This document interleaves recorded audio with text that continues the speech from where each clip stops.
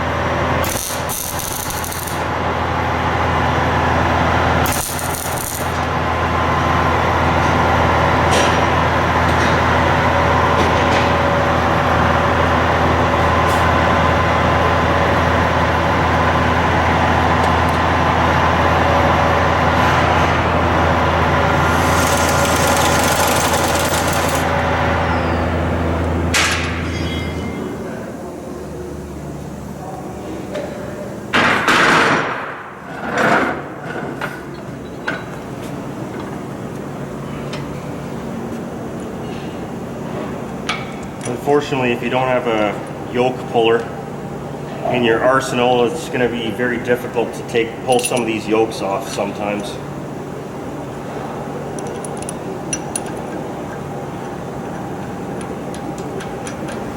So same again as I mentioned before, because I'm pulling this yoke off, you want to make sure that you mark it so that it goes back on the same way.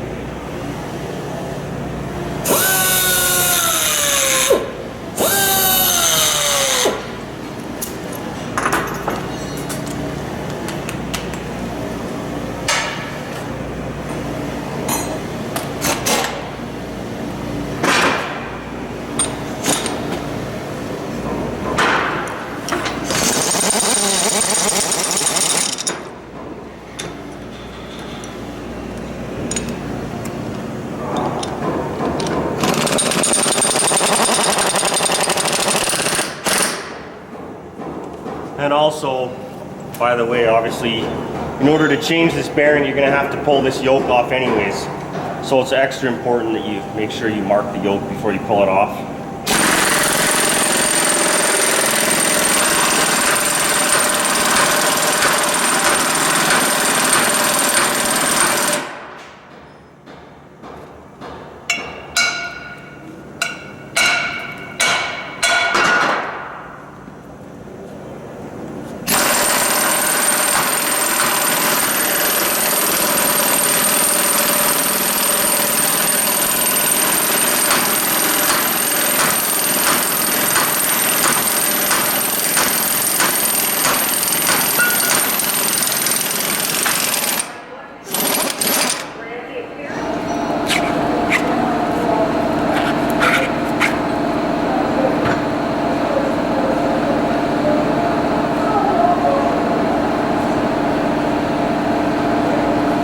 feels actually okay and it doesn't sound too bad. But I'm more concerned about how loose the rubber was in the bracket. So that's why I think for the cost of these bearings nowadays, you'd be, just for peace of mind alone, it'd be best to just go ahead and change it. You're okay with changing all the joints, eh? So what's our cost on that?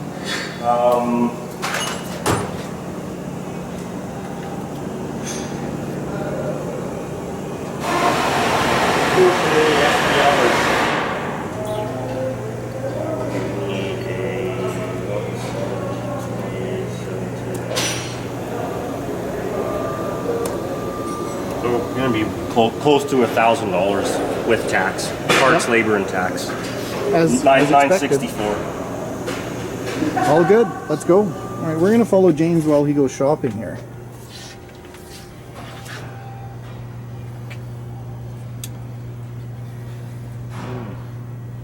There it is. Need one of those. One of these. Two of these. We gotta back up here.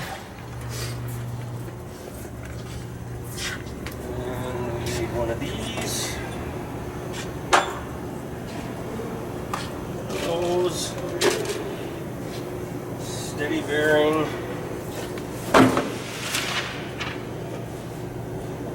Oh, a boot.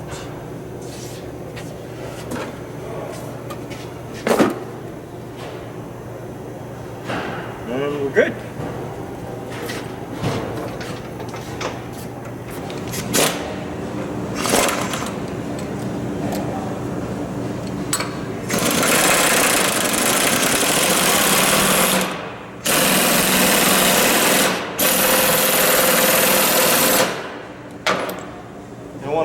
Don't want to put too much pressure on the puller because you risk blowing the bearing up. Well, it looks like it's going to be a little persuasion with the hammer.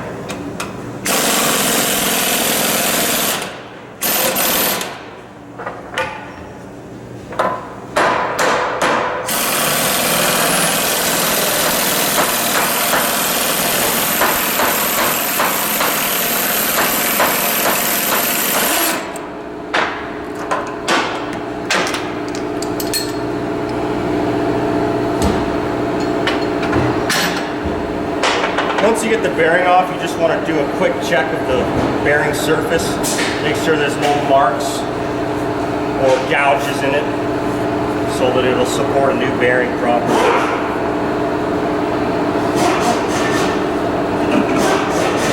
Okay, now that we've got the bearing off, let's take the U-joint out.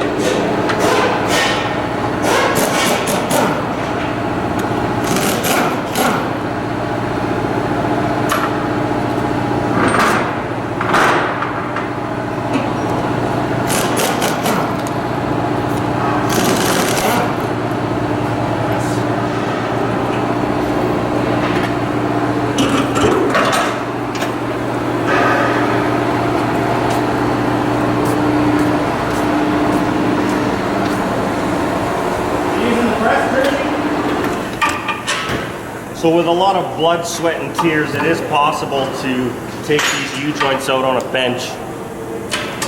But if you have the right tools, I suggest you use them for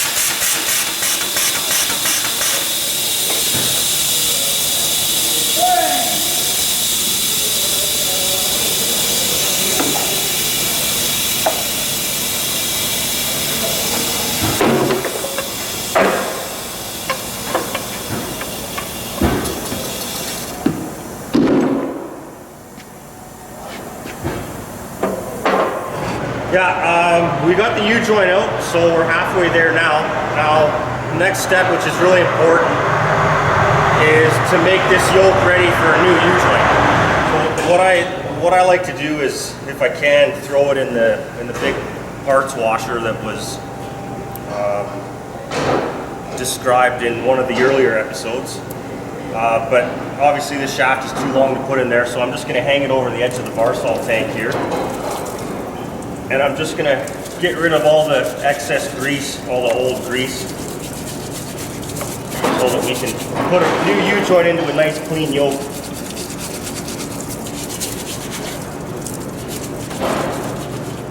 So what James is looking for here is he wants to point out that sometimes there's some burrs on the inside of here. And, well, I can feel the bottom. So what we're looking at is, there's actually a rough spot right there. So one of the most important parts of changing U-joints is after you get the old U-joint out, you've cleaned all the grease and dirt off your yoke. Now what you want to do is you want to make sure that this yoke is going to house a new U-joint so that you can get the maximum life out of that U-joint. So one of the things I always check for is these little burrs here. You just take your finger and you just feel all around the inside edge of the yoke ear. And any little burrs you feel, just take a flat round file and just file them out. You just want to hit the edge though. You want to keep your file at a little bit of an angle because you don't want to remove material from the middle of the ear.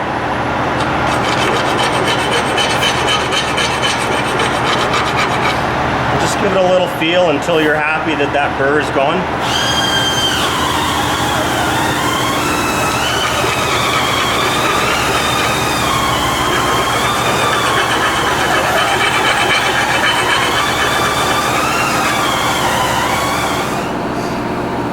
So just that little bit of detail can mean thousands of extra miles out of your U-joint by getting rid of those little burrs.